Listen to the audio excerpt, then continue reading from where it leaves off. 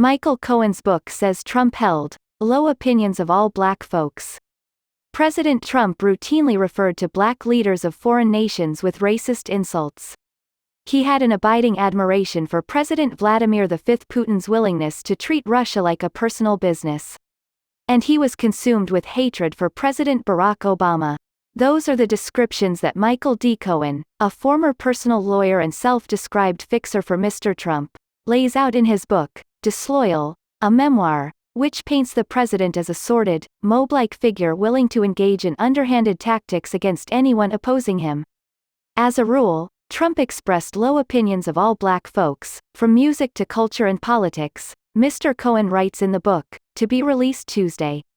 He describes Mr. Trump calling Nelson Mandela, who led the emancipation of South Africa from white minority rule, no leader.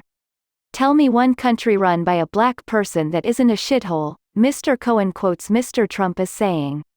He also alleges that Mr. Trump called Kwame Jackson, a black contestant on his reality TV show, The Apprentice, a homophobic slur, and that he had deep disgust with black leaders in addition to celebrities and sports figures. He also was obsessed with Mr. Obama, Mr. Cohen writes. The book describes Mr. Trump hiring a phobama, or fake Obama, to record a video where Trump ritualistically belittled the first black president and then fired him. A kind of fantasy fulfillment that it was hard to imagine any adult would spend serious money living out, until he did the functional equivalent in the real world. The video Mr. Cohen describes appears to be a recording that was supposed to be shown the first night of the Republican National Convention in 2012, when Mr. Trump had endorsed the party's presidential nominee, Mitt Romney, and insisted on having time during the programming.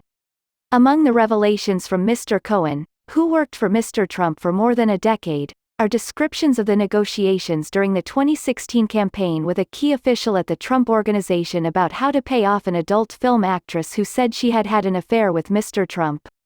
Mr. Cohen also explains in detail how the National Enquirer became a weapon working in tandem with Mr. Trump to damage the businessman's opponents in the 2016 Republican primary.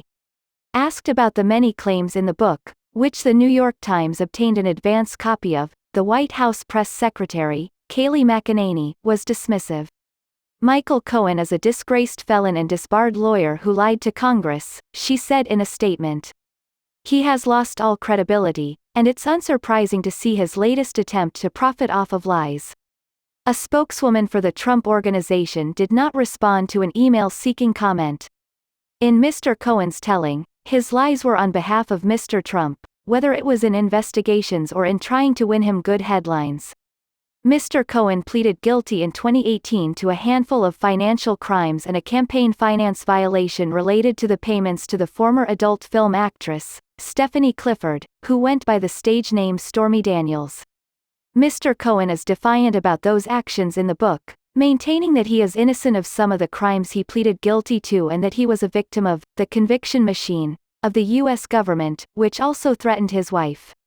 He writes in detail about how he was released from a minimum security prison in Otisville, NY, to serve the rest of his sentence at home, only to be thrown back in prison because he would not initially sign a document prohibiting him from publishing the book. A judge later ruled that the move by the government was retaliatory, and Mr. Cohen was released to home confinement for the remainder of his sentence. He sheds little new light on what he shared with Robert S. Mueller III, the former special counsel investigating possible ties between the Trump campaign and Russian officials, and maintains that Mr. Trump's soft spot for Mr. Putin is mostly about possible business deals and a general admiration for authoritarian power, as well as a shared hatred of Hillary Clinton.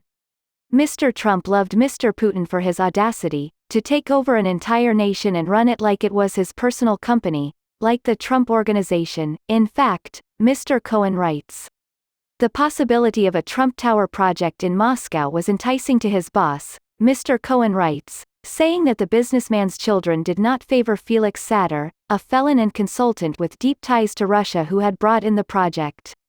"So Mr. Cohen handled it," he writes. "That project became something that was examined by Mr. Mueller." Mr. Cohen describes the Trump Organization as loosely reminiscent of the mafia, with Mr. Trump as the would-be family don.